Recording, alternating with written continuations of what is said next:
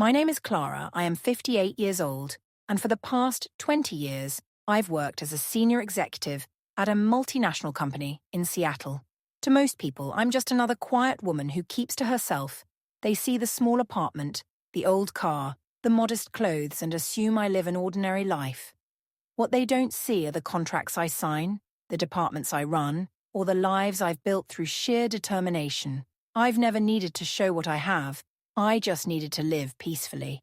My son Lucas doesn't know everything about me. He knows I work in an office, that I'm comfortable, but he's never seen the numbers or the scale of what I do. I wanted him to grow up without depending on money, to understand that success means nothing if it costs your character. When he got married to Samantha Reynolds 3 years ago, I saw how much he wanted to fit into her world, a world of luxury, noise, and people who talk too loudly about their wealth. One Tuesday evening, while I was finishing up a report, Lucas called. His voice sounded tight, polite, almost formal. Mom Samantha's parents are visiting from New York. They'd love to meet you. We're having dinner at La Maison downtown this Saturday. Something in his tone made me pause. It wasn't excitement. It was nervousness. I asked, "Do they know anything about me?" There was a short silence before he said, "I told them, you work in an office and that you like simple things." Simple. That word lingered in my mind long after we hung up. My son, the boy I raised to see value beyond appearances, now feared I might not look impressive enough. That night, as rain drummed softly against my window, I made a decision. I would meet them exactly as they expected me to be, plain, unremarkable, and invisible. I didn't want revenge, I wanted truth. I wanted to see how they treated someone they believed had nothing to offer, and maybe, just maybe, I wanted my son to remember who taught him what real worth means. Saturday arrived wrapped in grey clouds and drizzle, the kind of quiet rain that seems to wash everything clean. I woke early, brewed coffee, and stood before my closet. Rows of tailored suits hung beside plain sweaters and faded dresses. My hand reached for a simple navy one, soft from years of wear. It wasn't elegant, but it was honest. I tied my hair back, slipped on old flats, and looked in the mirror. The reflection staring back wasn't the executive who managed millions. She was just a woman, ordinary, unnoticed, and perfect for tonight. The taxi ride downtown was slow, the city shimmering through the rain. I watched as couples hurried under umbrellas, people ducked into warm cafes, and the lights of Seattle began to glow against the wet streets. When the driver asked if I was meeting someone special, I smiled faintly. Something like that. La Maison was already buzzing when I arrived. Waiters moved gracefully between tables, laughter floated over clinking glasses, and the air smelled of rosemary and expensive wine. Lucas stood near the entrance, checking his watch. His face softened when he saw me, though his eyes carried a flicker of concern. "Mom, you look nice," he said, his voice tight with politeness. Samantha greeted me with a brief hug, careful not to wrinkle her dress, "So glad you could make it." Mrs. Bennet, her tone was kind but distant. Then came her parents, Veronica and Charles Reynolds. They were exactly as I imagined, elegant, confident, and used to being admired. Veronica's diamonds sparkled as she offered her hand, her smile smooth and practiced. "It's such a pleasure to meet you," she said. "Samantha tells us you live quite simply." I nodded, matching her smile. Simplicity suits me. As we sat down, the conversation flowed easily. On their side, they spoke of vacations, art galleries, and renovations on their third home. When they turned to me, the questions were sharp and polite, like needles wrapped in silk. "Do you manage to cover your bills alone?" "It must be hard living by yourself," I answered each one with calm politeness. Then Veronica leaned in slightly, voice syrupy. "Sweet Lucas has such a generous heart. If you ever need help financially, dear, we'd be happy to assist. Maybe a small allowance each month." I looked at her, smiling gently. How thoughtful, I said. Inside, I could feel the first stirrings of something deeper. Quiet, steady, and waiting. For a moment no one spoke. The air between us felt heavy, almost fragile. Lucas lowered his eyes, shame flickering across his face. Samantha shifted uncomfortably, her fingers tracing the edge of her napkin.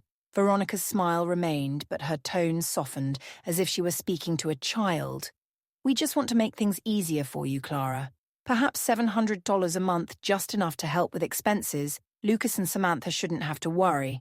I set my fork down quietly and looked at her. $700, I repeated, as if tasting the number to make things easier. She nodded clearly, pleased that I hadn't taken offense. Yes, dear. We know how difficult it must be to manage on your own. Across the table, Charles added, we're fortunate. And we believe in helping those who have less. Those who have less.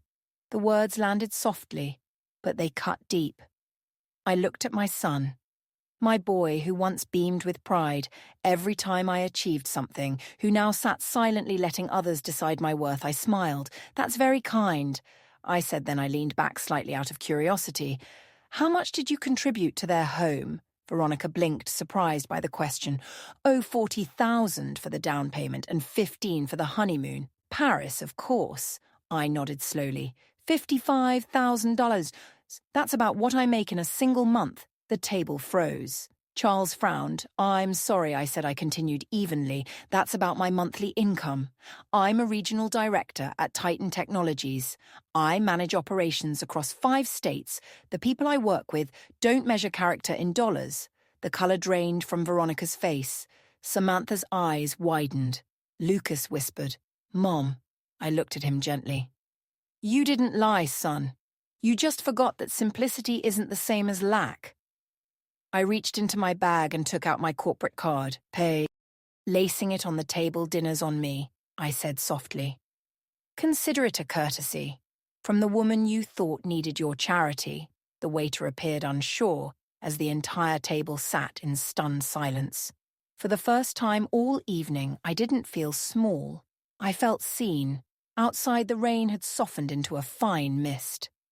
I stepped out of the restaurant before anyone could follow, the chill air brushing against my face like a quiet applause from the night itself. My breath came steady, unshaken. I hadn't raised my voice, hadn't humiliated anyone, but somehow the truth had done it for me. The valet offered to call a cab. I nodded, thanking him with a small smile. A few moments later, a yellow taxi pulled up, headlights cutting through the fog. I slid into the back seat, exhaling slowly as the city lights blurred past the window. The driver was an older man, his eyes kind behind the rearview mirror. Rough night?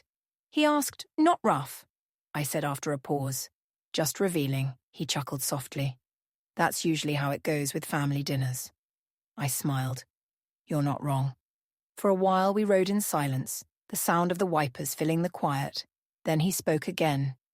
You look like someone who just told the truth and feels lighter for it. His words caught me off guard, but I laughed quietly. You have a sharp eye, he shrugged. I see all kinds of people in this seat. The ones who talk loud about what they have usually look the emptiest when they get out. I nodded. Richness isn't about noise, it's about peace. He grinned at me through the mirror. You must be very rich. Then I looked out the window at the shimmering city, reflections of neon lights dancing on the wet pavement, strangers hurrying beneath umbrellas, the hum of life carrying on. For the first time in a long time, I felt an easy calm spreading through my chest when the cab stopped in front of my apartment building.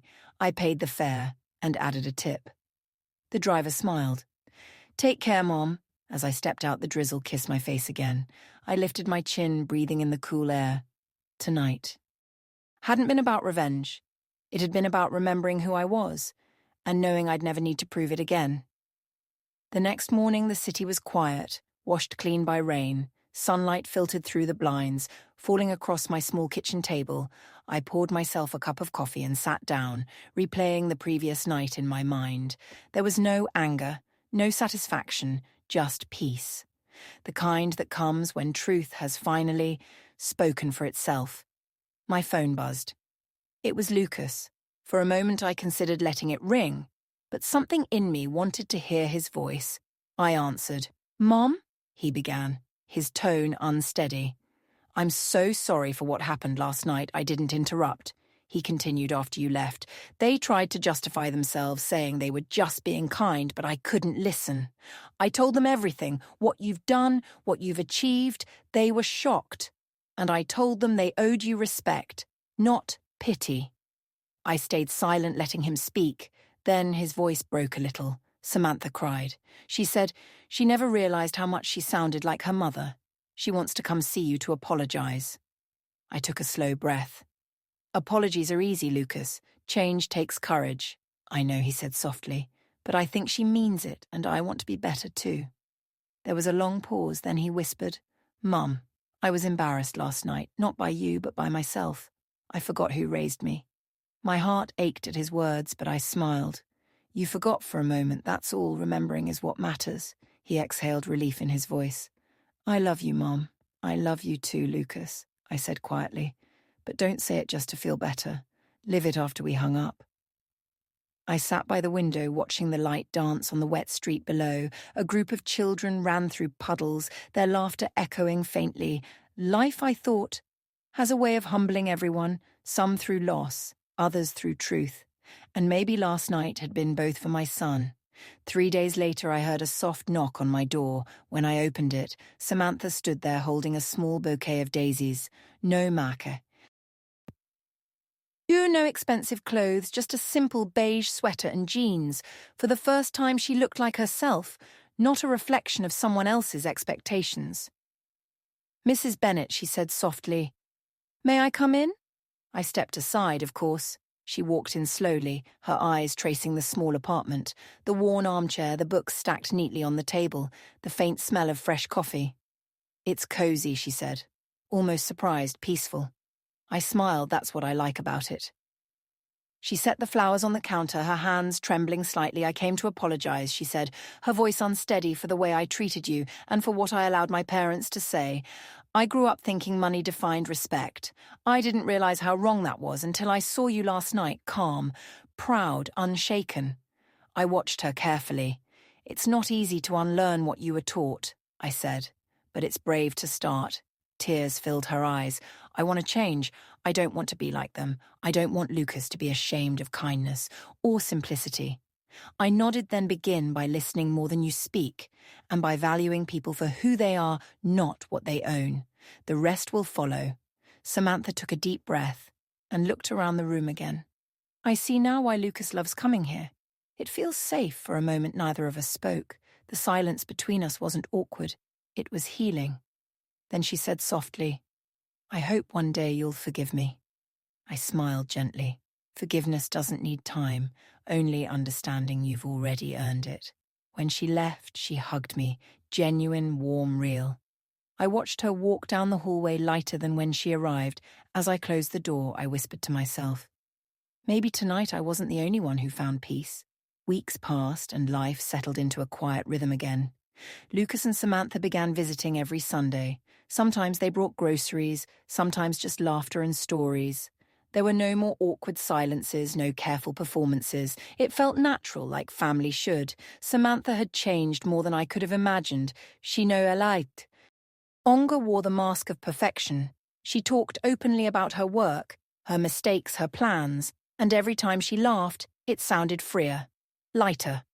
One afternoon as we cooked together, she said, You know, Mrs. Bennet, I used to think happiness was expensive. I smiled, and now she stirred the soup thoughtfully. Now I think it's just quiet. I nodded.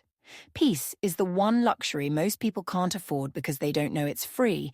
Lucas joined us, placing fresh bread on the table. You two sound like philosophers, he teased.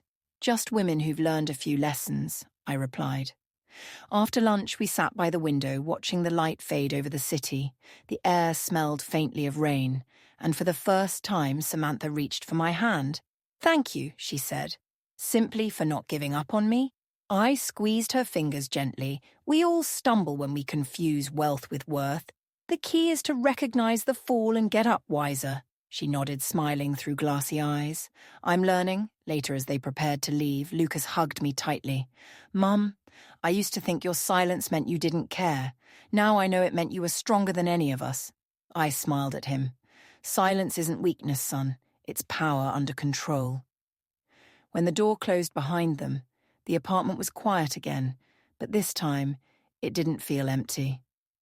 I looked around at the little space I'd built, filled not with things but with calm.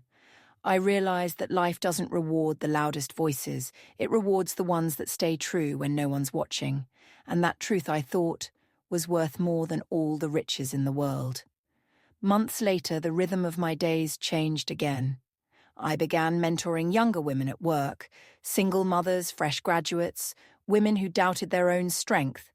Every week, they'd gather in the small conference room I'd reserved. After hours, we'd talk about leadership, balance, and the quiet power of integrity.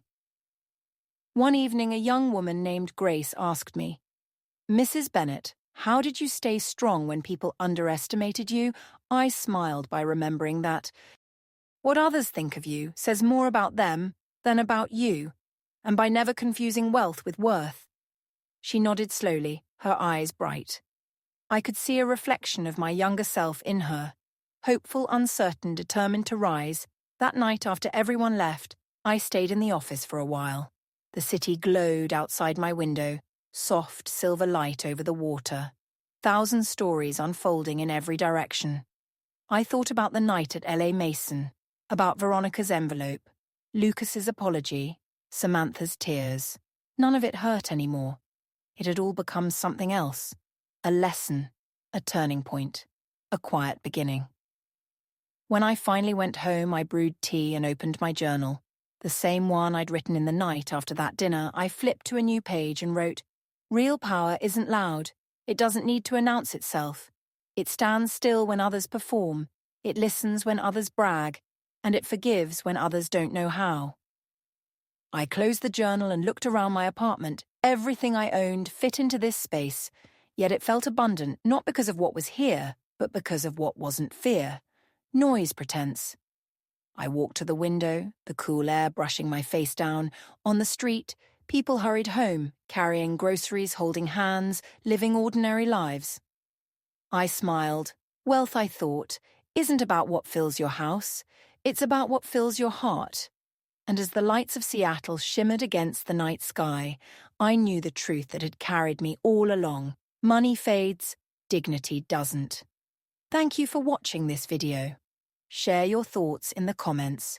I truly value every story and every voice. Don't forget to subscribe to Tears and Strength and share this video with your friends.